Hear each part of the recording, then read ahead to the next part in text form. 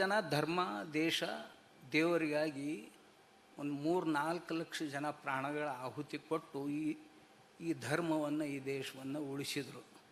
ಆದರೆ ಈಗೇನು ಧರ್ಮ ಒಡ್ಯಾಕೆ ಹೊಂಟಾರಲ್ಲ ನಿರ್ದಯಿಗಳಿವರು. ಇವರಿಗೆ ತುಂಬ ಜನ ಬೇಡ್ಕೊಂಡ್ರು, ದಯವಿಟ್ಟು ಈ ಪಾಪದ ಕೆಲಸ ಮಾಡಬೇಡ್ರಿ, ಇದನ್ನು ಮಾಡಬೇಡ್ರಿ, ಇದರಿಂದ ಸಮಾಜಕ್ಕೆ ಒಳ್ಳೇದಾಗೋದಿಲ್ಲ.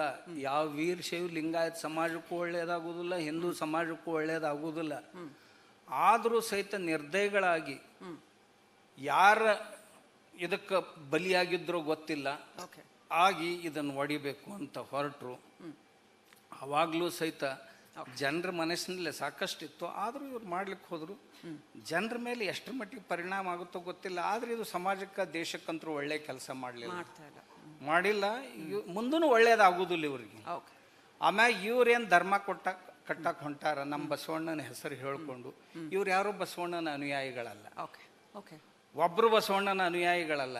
ನಾ ಹೇಳಿದ್ನಲ್ಲ ಪಾತ್ರದವರು, ಆ ಕಂಪನಿ ಇದು.